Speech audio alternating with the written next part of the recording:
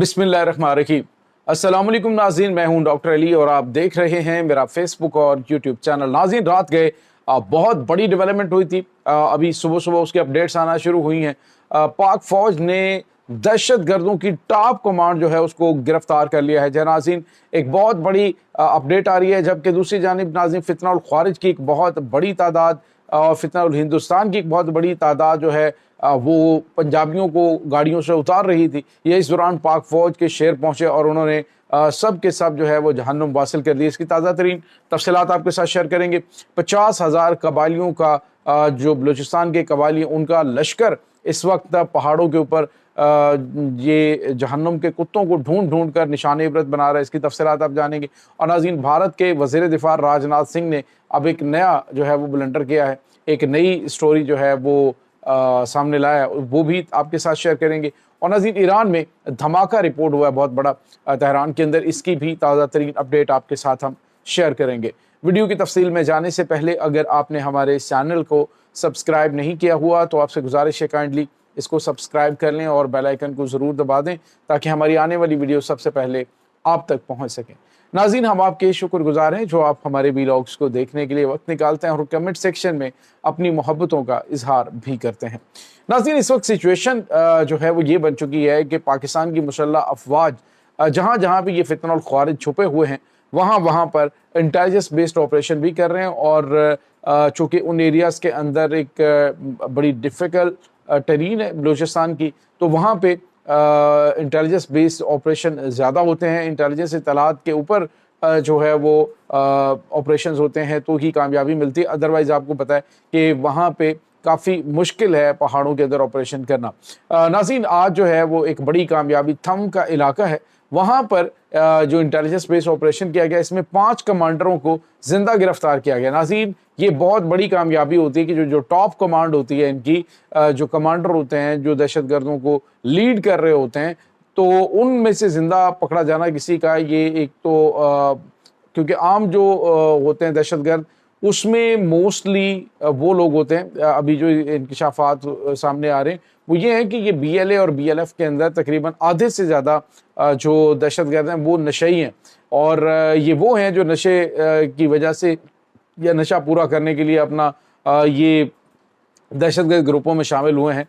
तो उनमें कोई भी इस तरह की कोई चीज़ है नहीं कि वो बड़े को इस तरह के ट्रेंड जंगजू हैं। तो जो इनकी कमांड होती है, कमांड के पास इंफॉर्मेशन भी होती है। आम जो पकड़ा जाए एक दहशतगर्द तो उससे इतनी ज़्यादा इंफॉर्मेशन जो है वो नहीं मिल रही होती, माँ सिवाय इसके कि उसको कोई जो इंटरलिंक एक कमांड है वो कोई टारगेट देती है और कहती है कि ये काम करो।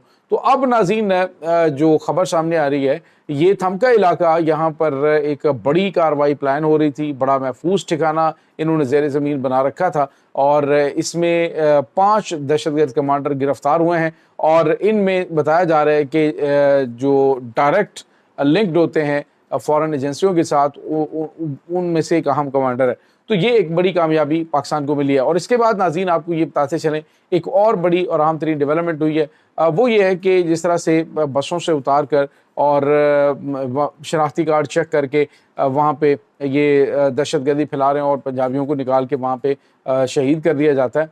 अब नाज़रीन, हुआ ये था कि एक जगह पे बलूचिस्तान का एरिया है, कोयटा जाने वाली जो एक मुसाफिर बस है उसको रोका गया और रोक कर उनकी तलाशियाँ लेकर वहाँ से मुसाफिरों को बाहर निकाला जा रहा था। या इस दौरान जो पाकिस्तान की मुसल्लह अफवाज हैं ये मौत बनकर पहुँची और उन्होंने सारे के सारे ठिकाने लगा दिए हैं। मुतअद्दिद हलाकतों की इत्तलात आ रही हैं, कुछ भागने में, पहाड़ों में छुपने में कामयाब हुए और उनकी तलाश का सिलसिला भी जारी है। तो ये बड़ी कामयाबियाँ। और दूसरी जानिब नाज़रीन, बलूचिस्तान के 50,000 कबालियों को जो लश्कर है वो नाज़रीन इस वक्त दहशत गर्दों के कलाखमा करने के लिए अपनी पूरी जो है वो कोशिश कर रहा है। और पाक फ़ौज के शाना बशाना दहशत गर्दों के जो ठिकाने हैं वहाँ तक जो है वो अहम तरीन ऑपरेशन में हिस्सा ले रहे हैं।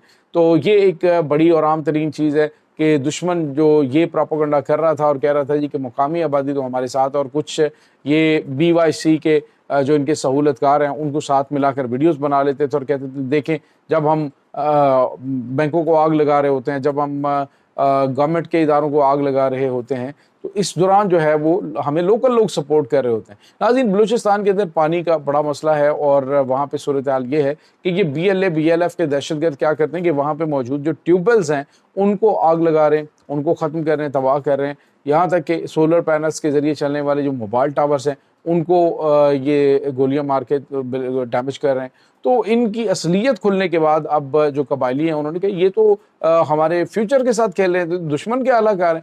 جب انہیں پتہ چلا ہے اس چیز کا تو اس کے بعد سے انہوں نے یہ قبائلی لشکر تیار کیا اور اب اس کے خلاف جو ہے وہ کارروائی جاری ہے۔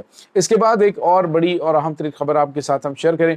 ناظرین، آپ نے جملہ سنا ہوگا کہ کھسیانی بلی کھمبا نوچے، اور بالکل بھارت کے ساتھ یہی کچھ ہو رہا ہے۔ بھارت کو عالمی سطح پہ جب کوئی پذیرائی نہیں ملی، دنیا پاکستان کی جو پروڈکٹس ہیں، پاکستان کی دفاعی پروڈکٹس وہ ہاتھوں ہاتھ مانگ رہے ہیں۔ پاکستانی پائلٹس جو ہیں ان سے پاکستانی ایئر فورس سے ٹریننگ لینے کے لیے پوری متعدد ممالک کے جو لوگ ہیں وہ رابطہ کر رہے ہیں کہ ہمارے پائلٹس کو جو ہے وہ ٹریننگ دی جائے، متعدد ممالک جو ہیں وہ رابطہ کر رہے ہیں۔ تو اب بھارت نے کہا ہم کیوں پیچھے رہیں، تو بھارتی جو وزیر دفاع ہے راج ناتھ سنگھ، اس نے کہا کہ آپریشن سندور کے کامیابی کے بعد دنیا کے 14 سے 15 ممالک جو ہے ہم سے برہموس میزائل مانگ رہے ہیں۔ آپ اندازہ لگائیے ناظرین ڈھٹائی کا، کہ ایک طرف تو آپ کو اتنی مار پڑی ہے کہ ابھی پوری دنیا کے اندر آپ جسٹیفائی کرنے میں لگے ہوئے ہیں کہ جی ہمارا نقصان ہوا ہے کہ نہیں ہوا۔